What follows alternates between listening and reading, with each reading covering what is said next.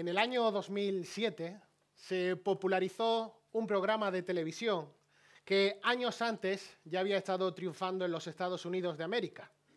Este programa se llamaba Cambio Radical.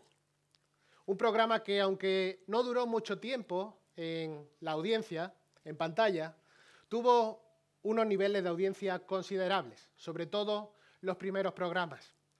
Este programa consistía en que unas personas, de manera voluntaria, se sometían a cambios extremos, bien desde el punto de vista de la cirugía plástica o bien desde el punto de vista estético, de tal manera que llegaban a cambiar radicalmente su aspecto. Les hacían un cambio radical y entre los telespectadores esto generaba cierta intriga ver el cambio que se producía en estas personas, que en muchos casos llegaban a quedar totalmente irreconocibles.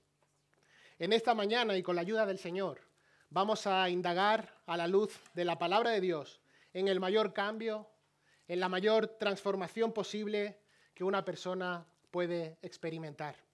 Un cambio radical que no está producido por una cirugía estética o por estar sometido muchas horas a tratamientos estéticos, sino que proviene de Dios en su infinita gracia, en su infinita misericordia. Y lo haremos estudiando un versículo que se encuentra en la epístola de Santiago.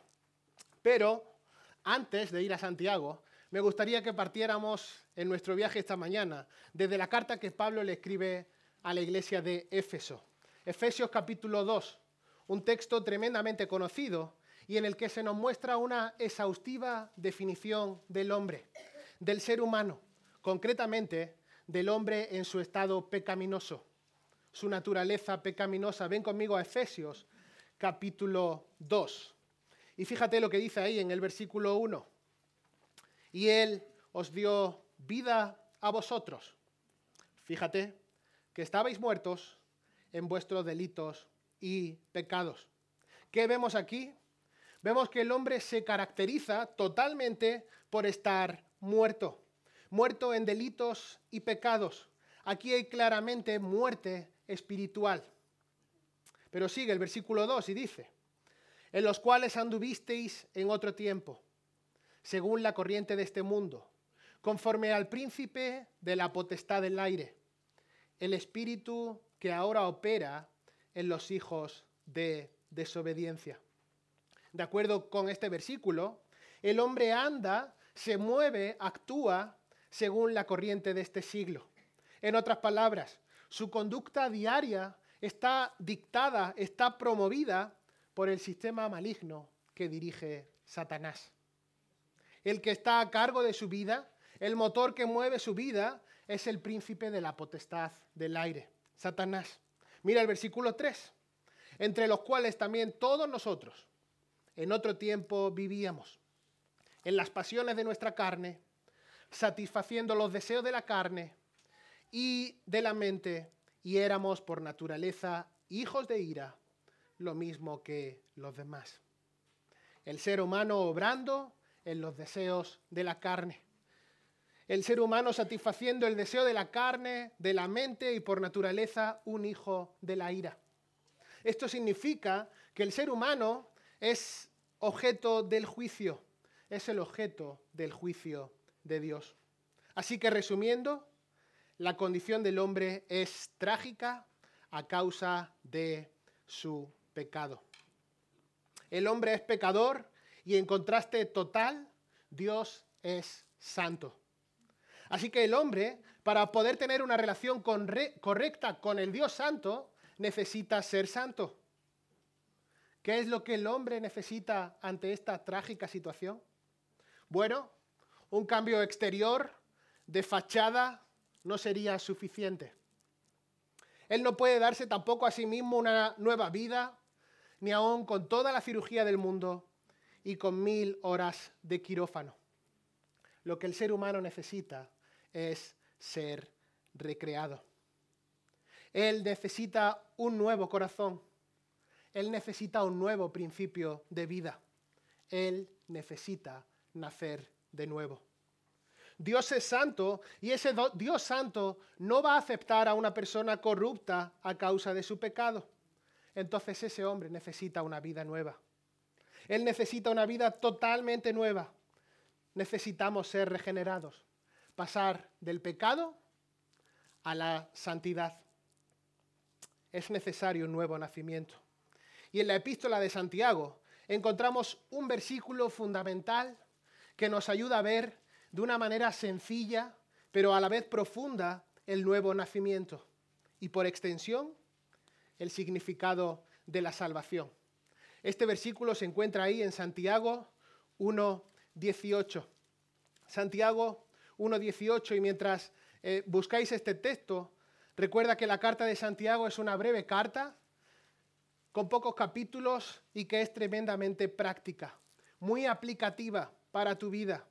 Fue escrita por Santiago, aquel que era medio hermano de Jesús, y el propósito de esta carta es darnos pruebas de una fe viviente, pruebas de una fe real. Veamos juntos el versículo 18 del capítulo 1 de Santiago. Dice así: en el ejercicio de su voluntad, Él nos hizo nacer por la palabra de verdad, para que fuéramos las primicias de sus criaturas. Un versículo corto y sencillo, pero en el que se comprime la maravillosa riqueza del nuevo nacimiento. Recuerda dónde está el patrón bíblico, el estándar bíblico. El Antiguo Testamento dice, y también lo dice el Nuevo Testamento, sed santos porque yo, el Señor, soy santo. Este es el estándar. No es el que tú quieras, no es el que tú pienses. El estándar a la luz de la palabra es la santidad. Para entrar en la presencia de Dios, el hombre debe ser santo, pasar del pecado a la justicia. Ahora, la realidad universal, lo hemos leído en Efesios capítulo 2, es que las personas no son santas, sino más bien todo lo contrario. Son pecaminosas, andan en pecado. Pero a pesar de que los hombres no son santos, son pecadores, a pesar de que su relación con Dios no es buena, en la mayoría de los casos la gente no aprecia esto. Y aun si alguien llega a reconocer que no es santo, normalmente no se culpan a ellos mismos por esto, sino que culpan a otros. Y en algunos casos incluso llegan a culpar a Dios. Y de eso precisamente es de lo que está hablando el capítulo 1 de Santiago. De forma indirecta, los hombres llegan a acusarle a Dios la responsabilidad de su pecado. Y esto nos lleva de forma breve a meditar en el contexto inmediato del versículo 18. No debemos aislar el versículo 18 de dónde se encuentra, de ese párrafo, versículos 12 al 18. Y vamos a ver cómo en estos versos Santiago nos enseña que no podemos culpar a nadie más que a nosotros mismos por nuestro pecado. Santiago nos enseña que Dios no tiene ni puede tener parte alguna con nuestra pecaminosidad, que no podemos culpar a nadie más que a nosotros mismos por nuestro pecado. Fíjate, versículo 12, bienaventurado el hombre que persevera bajo la prueba, porque una vez que ha sido aprobado, recibirá la corona de la vida que el Señor ha prometido a los que le aman. Versículo 13. Que nadie diga cuando es tentado, soy tentado por Dios, porque Dios no puede ser tentado por el mal, y Él mismo no tienta a nadie. No puedes tentar a Dios por la maldad, porque Dios y la maldad son mutuamente exclusivos, son radical y opuestamente diferentes, se excluyen de manera mutua. Versículo 14. Sino que cada uno, cuando es tentado,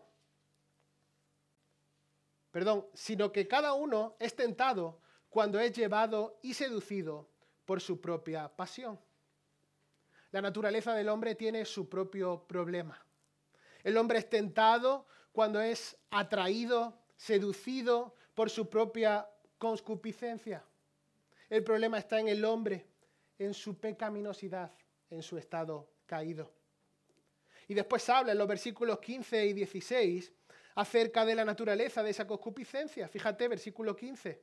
Después, cuando la pasión ha concebido, da a luz el pecado. Y cuando el pecado es consumado, engendra la muerte. Amados hermanos míos, no os engañéis. La concupiscencia cuando concibe da a luz el pecado y el pecado finalmente da a luz la muerte.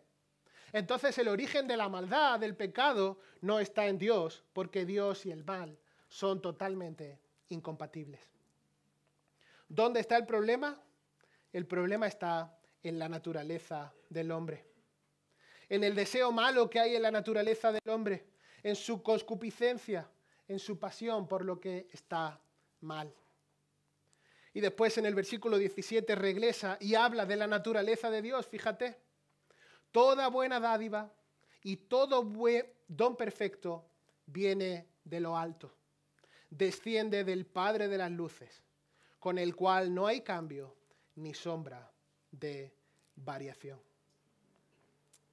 Así que no se puede culpar a Dios, porque su naturaleza, su propio ser, es únicamente dar cosas buenas. De Dios solo sale el bien. No podemos culpar a Dios por nuestro pecado. Y a medida que llegamos a este versículo 18, en cierta manera Él va a resumir su argumento hablando de la conversión, hablando de la salvación, hablando del nuevo nacimiento. Él nos va a mostrar que Dios no nos lleva al pecado, sino que todo lo contrario, Dios nos lleva a ser santos. Él nos saca del pecado y nos lleva a una nueva vida. Él está apartándonos del pecado y en ningún caso acercándonos al pecado. Ahora veamos la propia enseñanza que emana aquí de este versículo 18, de la regeneración, del nuevo nacimiento, porque es tremenda. Fíjate de nuevo versículo 18. En el ejercicio de su voluntad, Él nos hizo nacer por la palabra de verdad, para que fuéramos las primicias de sus criaturas. Así que veamos el nuevo nacimiento. Y de nuevo, para enfatizar esta idea, necesitamos conocer cuál es la trágica situación del hombre. Ve por un momento a Romanos capítulo 3 y fíjate cuál es la realidad de la humanidad. Versículo 9, Romanos 3. Entonces, ¿qué? ¿Somos nosotros mejores que ellos? De ninguna manera. Porque ya hemos denunciado que tanto judíos como griegos, ¿qué pasa? Están todos bajo pecado. Como está escrito, no hay justo ni aun uno, no hay quien entienda, no hay quien busque a Dios. Todos se han desviado. A una se hicieron inútiles. No hay quien haga lo bueno. No hay ni siquiera uno. Y un poco más abajo, esto no es cosa de unos pocos, versículo 23. Por cuanto todos pecaron, fíjate, por cuanto todos pecaron y no alcanzan la gloria de Dios. Así que, a la luz de la palabra, la naturaleza del hombre es pecaminosa, es mala, está contaminada, es mortal. Y el mundo entero se encuentra en esta situación, por cuanto todos pecaron. Ahora, si esta es la condición del hombre, ¿cómo es posible el ser acercados, el ser reconciliados con un Dios que es santo en su propia esencia? Bueno, de acuerdo con la palabra de Dios, solo hay una forma. El hombre necesita una vida nueva. Él necesita una vida totalmente nueva. Es necesario un nuevo nacimiento. Es necesario la regeneración. Veamos entonces qué es el nuevo nacimiento. ¿Qué es eso de la regeneración? De la que de forma tan directa y clara nos apunta el versículo 18 del capítulo 1 de Santiago. Ahora, primero sería conveniente ver qué no es el nuevo nacimiento. ¿Qué no es el nuevo nacimiento? Primero de todo, y esto es obvio, no hablamos de un nacimiento físico. No estamos hablando de volver a nacer desde el vientre, desde la barriga de nuestras madres. No es eso. Segundo, tampoco estamos hablando de añadir algo a nosotros mismos. No estamos hablando acerca de agregar algo a nuestro estilo de vida, ni tampoco a nuestro aspecto físico. El nuevo nacimiento tampoco trata de tapar nuestra suciedad, nuestra vejez con ropa embellecedora. Tampoco el nuevo nacimiento es un carnet. No es algo que nos dé una señal de pertenencia humana. No hay un carnet que nos diga yo soy nacido de nuevo. Y quinto, tampoco estamos hablando de un ritual humano, de connotaciones estrafalarias, de éxtasis puntuales, frutos de sensacionalismos extremos causados en un momento puntual, como algunos podrían sugerir. Entonces, ¿qué es el nuevo nacimiento a la luz de la palabra? Es una transformación total. No se trata de cualquier cosa. No es algo menor o relativo. Entrar en una relación correcta, plena con Dios, exige que seamos una persona totalmente nueva. Necesitamos nacer de nuevo para tener una vida nueva y así poder tener comunión con un Dios que es santo. Leímos al comienzo, en Efesios capítulo 2, versículos del 1 al 3, cómo los hombres están muertos en delitos y pecados. Pero un poco más adelante, en ese mismo texto, en el versículo dice que versículo 5, que aun cuando estábamos muertos en nuestros delitos y pecados, Cristo nos dio vida y nos resucitó. Y aquí está la idea de una resurrección de los muertos, de regeneración, de vida nueva, de nuevo nacimiento. La vida antigua, la vida pecaminosa, tiene que ser totalmente y radicalmente quitada y debe comenzar una nueva vida. Cuando somos salvos, nos vestimos del nuevo hombre. Somos una nueva persona. Somos nuevas criaturas. Recuerda ese pasaje archiconocido entre Jesús y Nicodemo, Juan capítulo 3. No hace falta que vayas ahí. Pero recuerda que Nicodemo no era un cualquiera, no era un don nadie, sino que era un líder religioso importante. Alguien que era muy conocedor de la ley. Y se acercó a Jesús y le dice en el versículo 2, sabemos que eres un maestro que ha venido de Dios, porque nadie puede hacer los milagros que tú haces si no es que Dios esté con él.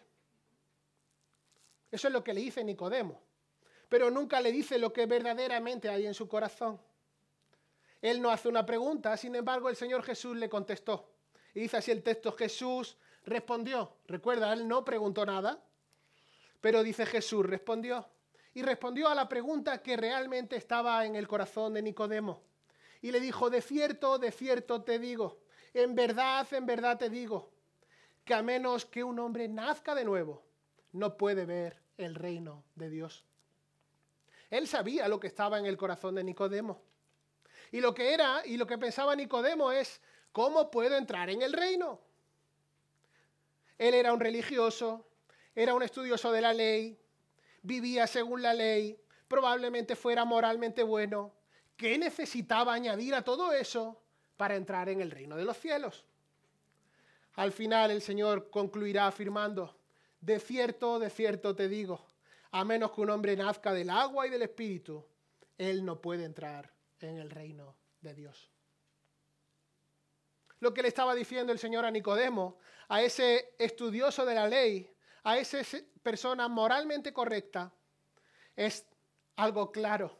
Dios te tiene que limpiar completamente, de manera soberana, y esto viene mediante el Espíritu Santo.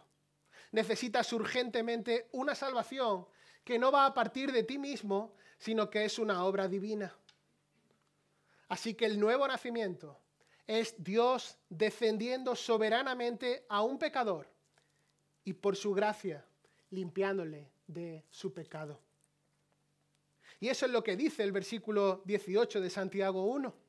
En el ejercicio de su voluntad, Él nos hizo nacer. Fíjate, nos hizo nacer. Es Dios dándonos nacimiento como seres nuevos. ¿Qué es eso de nos hizo nacer. Claro, si estás en Cristo sabes que no has nacido 2 veces del vientre de tu madre. Así que es eso de nos hizo nacer. Un famoso teólogo, para explicar esta idea, afirmó: la regeneración es ese acto de Dios mediante el cual el principio de la vida nueva es implantado en el hombre y la disposición gobernante de su alma es hecha santa. Fin de la cita. Como decíamos antes, se trata de una transformación total. De hecho, Pedro en sus cartas nos dice que no es una cosa cualquiera, sino que nos volvemos participantes de la naturaleza divina. Somos copartícipes. Y esto es tremendo. Ya no estamos sujetos al pecado. Dice Pablo en Romanos capítulo 6, el pecado ya no tiene dominio sobre nosotros. Recuerda lo que el Señor Jesús dijo ahí en Juan 10. Yo he venido para que tengáis, fíjate, ¿qué? Vida. ¿Qué es lo que una persona que está muerta necesita con urgencia? Vida. Vida. Por eso Él viene para darnos una vida nueva. Nos hizo nacer. Nos hizo nacer. Esto significa que nos dio una vida nueva, una transformación total de la persona interior, dejando el pecado atrás y caminando hacia la justicia en santidad. Ahora, una vez visto qué es el nuevo nacimiento, veamos 3 aspectos acerca de la regeneración, 3 aspectos acerca del nuevo nacimiento que encontramos en este versículo de Santiago capítulo 1. En primer lugar, veamos al autor de la regeneración. El autor de la regeneración. Dice el versículo 18 de nuevo. En el ejercicio de su voluntad, Él. En el ejercicio de su voluntad, Él. Y ese mismo Él está relacionado con el versículo 18. Toda buena dádiva, todo don perfecto, 17, perdón, toda buena dádiva, todo don perfecto viene de lo alto. Desciende del Padre de las luces, con el cual no hay cambios ni sombras de variación. Y además, esa idea de en el ejercicio de su voluntad está en el griego igual al principio del versículo, lo que le da una posición enfática, exponiendo que la voluntad soberana de Dios es la raíz de esta nueva vida. No es porque uno mismo quiera, no es porque uno mismo haga sus propios méritos, sino que es la voluntad soberana de Dios. Ahí está la raíz, ahí está la fuente de esta nueva vida. Y no podría ser de otra forma, porque como una persona que está muerta iba a darse vida a sí mismo. Esto es totalmente imposible. Por eso la fuente de vida nueva es Dios. Dios es el dador de la gracia. Así que el nuevo nacimiento no es una decisión humana, sino que es la decisión y la obra del Dios Todopoderoso. Si yo soy salvo, si tú eres salvo, ¿quién va a recibir toda la gloria en ello? Dios. Dios y solamente Dios. Toda la gloria es para Él, porque se trata de una obra soberana de Dios. Nadie ha nacido en términos físicos porque uno mismo haya querido nacer. El nacimiento de un bebé es estrictamente la decisión de los padres. No es de los hijos que aún no han nacido que digan, yo quiero nacer. En el nacimiento espiritual es algo similar. Se trata de la decisión de Dios. Recuerda las palabras del Señor Jesús. Ninguno puede venir a mí a menos de que el Padre lo traiga. De hecho, aún la fe misma que tenemos es concedida por gracia de parte de Dios. Entonces, nuestra conversión, nuestra entrega a Jesucristo, de creer en su muerte, en su resurrección, de creer el Evangelio, todo eso es una consecuencia de su voluntad soberana. Dios, en su infinita gracia, en su infinito amor, predeterminó aún antes de la fundación del mundo tener una relación de amor eternamente íntima contigo. Esto es algo tremendo. Recuerda lo que Juan dijo. Nosotros le amamos a Él porque Él, fíjate, Él nos amó primero. Ahora, de vuelta a Santiago 1:18, cuando Él dice en el ejercicio de su voluntad, está apuntando no solo a que era el deseo de Dios, sino que hay una voluntad activa de lograr algo. No es solo que Dios estuviera deseando esto. Él deseaba que fuéramos salvos, pero Él lo quiere hasta tal punto que de hecho va a suceder. Cuando Él determina algo, esto sucede. Cuando Dios determina algo, eso va a cumplirse sí o sí. Y a quien tenemos aquí, al principio del versículo 18, es al Dios todopoderoso. Es al Dios justo, perfecto, recto. Es el Salvador. Es el Dios que todo lo puede, el autor de la regeneración. Y claro que cuando Él ejerce su voluntad, sin ningún tipo de dudas, sin ningún pero, esa voluntad va a ser cumplida. El autor de la regeneración es Dios. Dios obra mediante su poder soberano y nosotros respondemos a su gracia y su misericordia infinita. Segundo aspecto de la regeneración. Veamos el medio. El medio. ¿Cómo es que esto sucede? Sigue el versículo 18 y dice, en el ejercicio de su voluntad, Él nos hizo nacer por la palabra de verdad. O con la palabra de verdad. Esto significa la palabra de Dios, las Escrituras. Fíjate, Dios nos regenera, nos hace nacer de nuevo, nos limpia de pecado, nos da una vida nueva mediante el poder de su palabra. Su palabra. Los hombres nacen de nuevo mediante el poder de la palabra de Dios. Y fíjate, vamos a ir por un momento a lo que a la luz de la Escritura es una iglesia modelo, la iglesia de Tesalónica. Y vamos a ver ahí en 1 de Tesalonicenses, capítulo 2, el versículo 13. Y vamos a ver cómo de manera clara los tesalonicenses respondieron a la palabra de Dios. Y Pablo los está felicitando por esto. 1 de Tesalonicenses, capítulo 2, versículo 13. Por esto también nosotros, escribe Pablo, 1 de Tesalonicenses 2:13, por esto también nosotros, sin cesar, damos gracias a Dios, de que cuando recibisteis la palabra de Dios, que oísteis de nosotros, la aceptasteis, no como la palabra de hombres, sino como lo que realmente es la palabra de Dios, la cual también hace su obra en vosotros los que creéis. Mira de nuevo, la cual también hace su obra en vosotros los que creéis. Es la palabra de Dios que está obrando, que está actuando en la vida del creyente. Y sí, lo hemos visto, Dios soberanamente se mueve para redimir.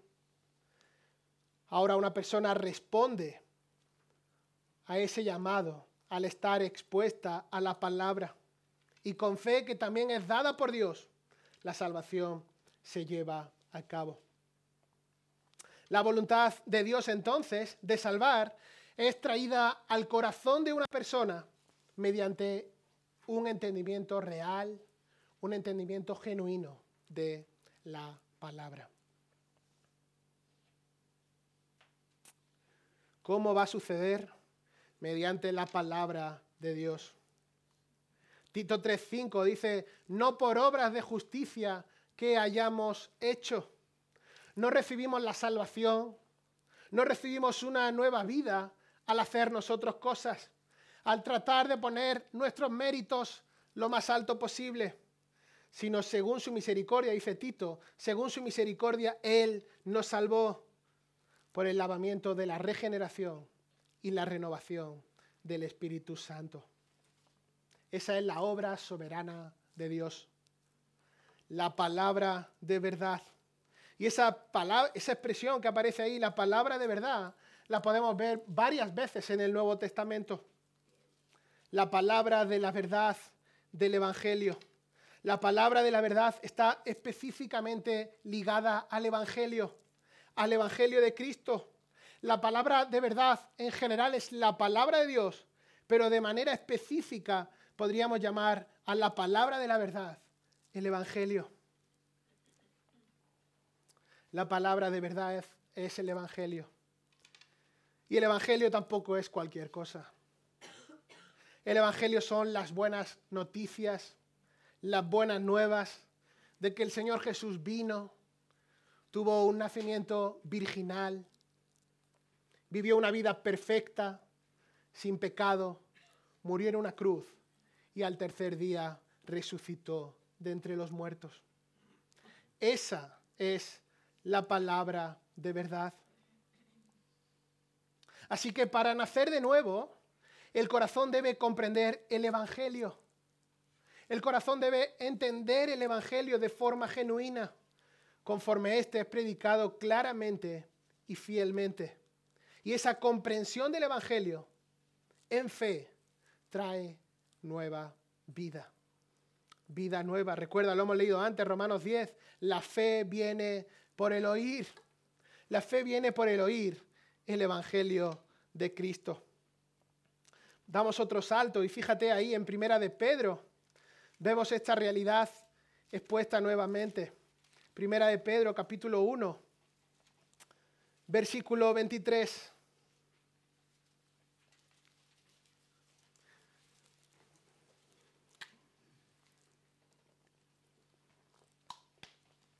Fíjate lo que dice ahí la palabra del Señor. 1:23. Pues habéis nacido de nuevo. Misma idea. No de una simiente corruptible, sino de una que es incorruptible. Es decir, mediante la palabra de Dios que vive y permanece. Ahí lo tenemos. Ahí lo tenemos, mediante la palabra de Dios que vive y permanece. Así que algo va a cambiar en nosotros. Dios es el autor de la regeneración, pero también nosotros debemos responder al Evangelio. Debemos creer el Evangelio, la palabra de verdad. Ahora, en tercer lugar, y con esto en mente, llegamos al tercer aspecto de la regeneración. Al tercer aspecto de la regeneración. Y veamos el propósito. El propósito. ¿Cuál es el propósito de hacernos nuevos? ¿Cuál es el propósito de hacernos nuevas criaturas? ¿De hacernos nacer de nuevo? Bueno, fíjate lo que dice siguiendo el versículo 18. En el ejercicio de su voluntad, Él nos hizo nacer por la palabra de verdad para que fuéramos las primicias de sus criaturas. Para que seamos, dice Reina Valera del 60. Esta es una cláusula de propósito.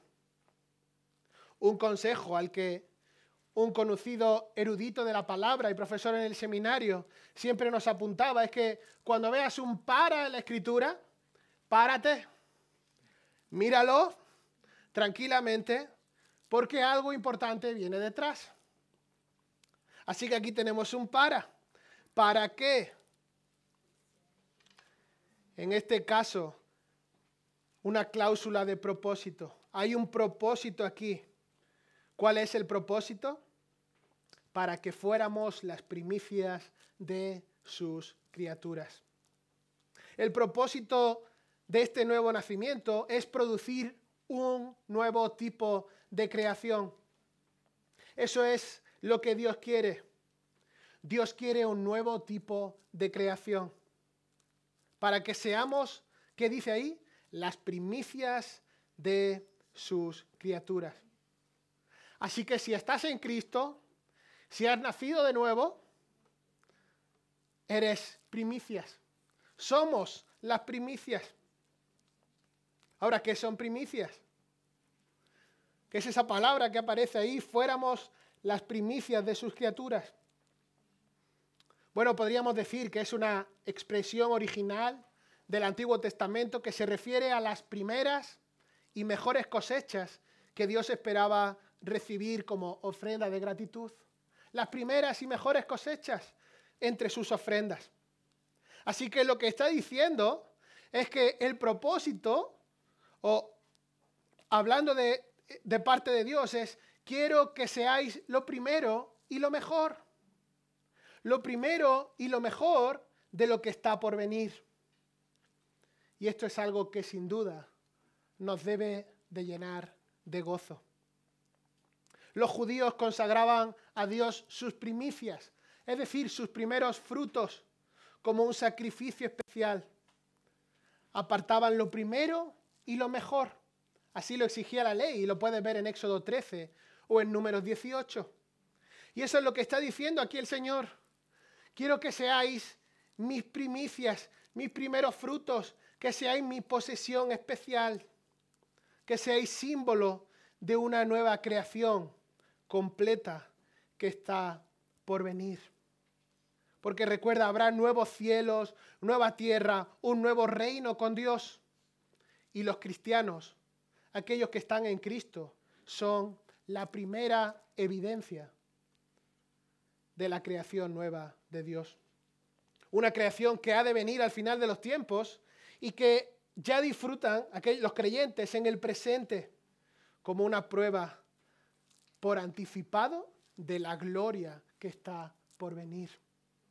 Recuerda esa doxología ahí de Primera de Pedro. Además, y probablemente poniéndonos aún más en la piel de los receptores originales de la carta a los que lo escribe Santiago, aquellos que estaban en las 12 tribus de la dispersión, además los cristianos, aquellos que estaban recibiendo esta carta, les estaba diciendo: sois las primicias de una cosecha más amplia que vendría.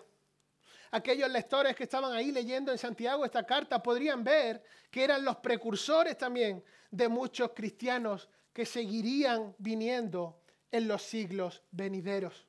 Y esto les traía ánimo, consuelo, fortaleza. Así que somos las primicias. Somos lo primero, lo mejor de todo lo que está por venir. Esto no es un llamado cualquiera, ni hay que tomarlo a la ligera, sino que claramente nos está apuntando a la santidad. Así que, ¿qué es la regeneración? Es recreación. Es Dios haciéndonos totalmente, radicalmente nuevos en nuestro interior. Y es Dios quien lo hace, es el autor, lo hace de forma soberana. Sucede cuando oímos y creemos con fe la palabra del Evangelio. Y lo hace con el propósito de distinguirnos en el mundo como ejemplos vivos de la dirección a la que este mundo se dirige cuando Él lo vuelva a crear.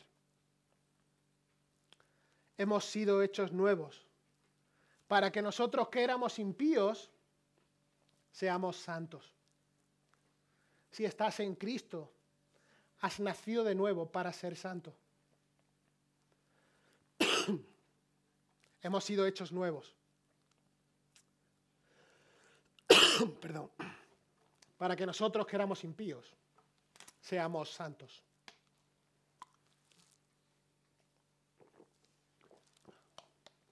Juan Calvino dijo, hablando del nuevo nacimiento: nacer significa que somos hechos hombres nuevos, para deshacernos de nuestra vieja naturaleza, cuando seamos llamados eficazmente por Dios. Dios nos regenera por la palabra de verdad, para enseñarnos que no tenemos otro acceso al reino de Dios. Me voy a quedar sin voz. Perdón.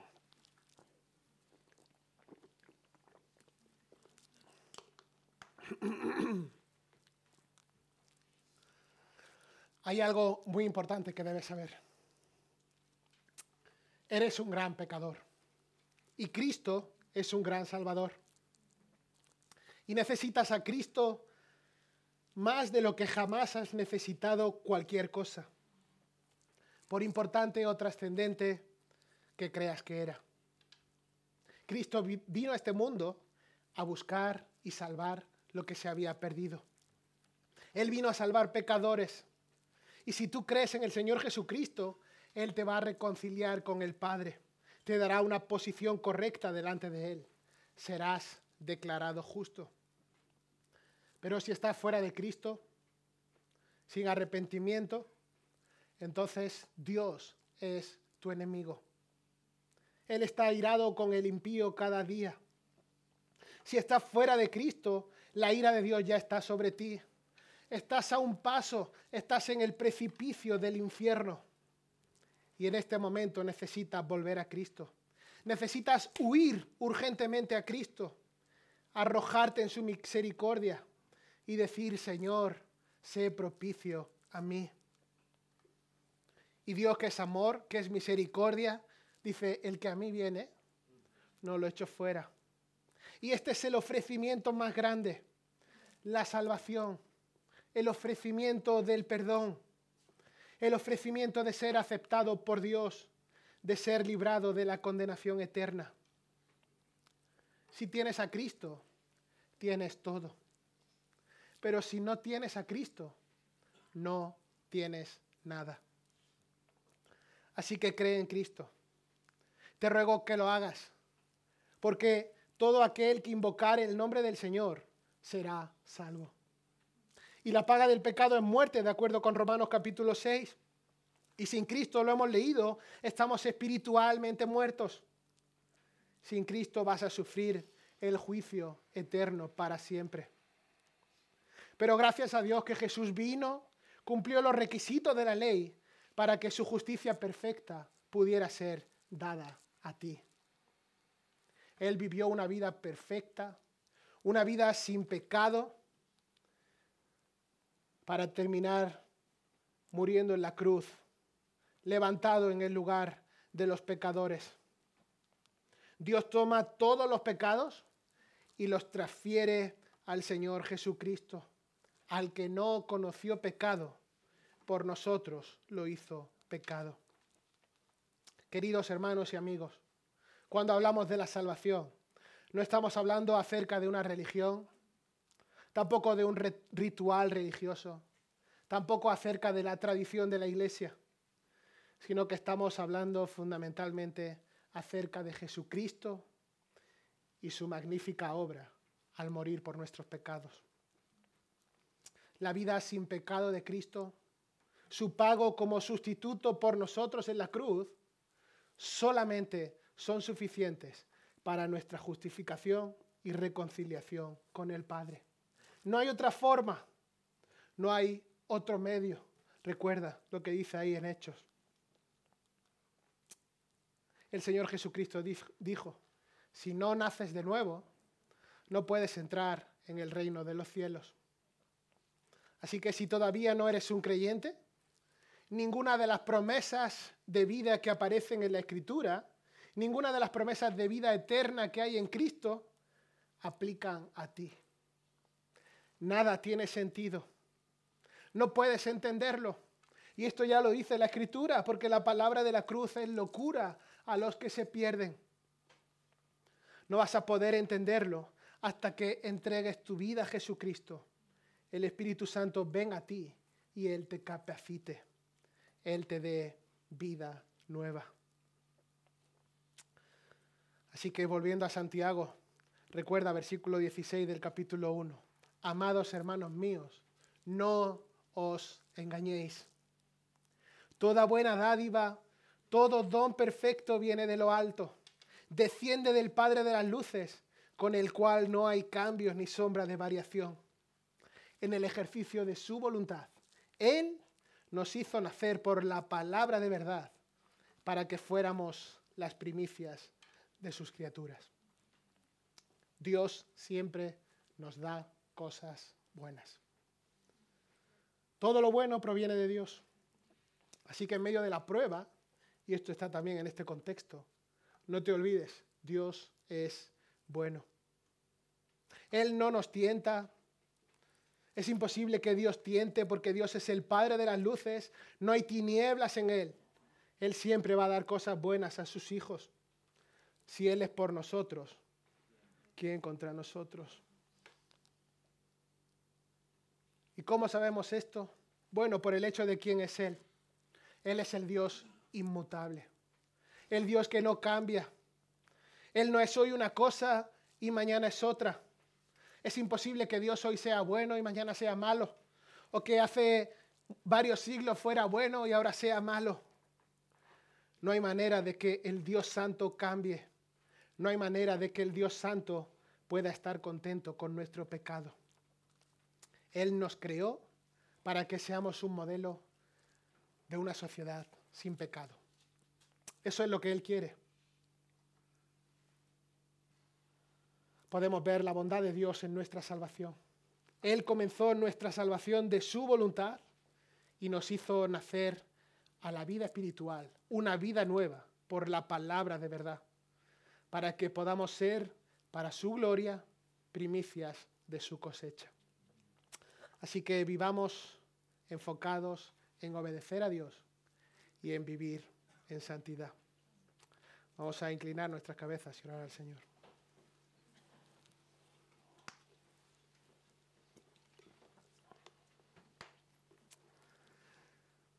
Señor y Padre nuestro que estás en el cielo, agradecemos este tiempo y la libertad que nos das de abrir tu palabra, de hacerlo libremente. Necesitamos que sigas obrando en nuestras vidas, que podamos seguir conociéndote y así poder seguir siendo conformados a la imagen de Cristo, nuestro Salvador. Gracias por una salvación tan grande. Gracias, Señor, por la regeneración, por el nuevo nacimiento. Gracias por librarnos de la paga del pecado, que es la muerte. Gracias por tanto amor. Gracias, Señor, por tu infinita misericordia. Te alabamos, Padre. Alabamos y adoramos al autor de nuestra regeneración. Y rogamos, Señor, que en esta mañana, si alguna persona aún no te conoce, puedas obrar en su vida, llevarle al arrepentimiento, abrir su entendimiento y que te confiese como Señor y Salvador. La salvación es tuya, Señor. Usa tu palabra para salvar y también usa tu palabra para ayudarnos a vivir en santidad. Te damos, Señor, toda la gloria que solo tú mereces. Y oramos en el nombre que es sobre todo nombre y en el cual toda rodilla se doblará de los que están en el cielo, en la tierra, debajo de la tierra. En el nombre de Cristo Jesús, nuestro glorioso Salvador. Amén.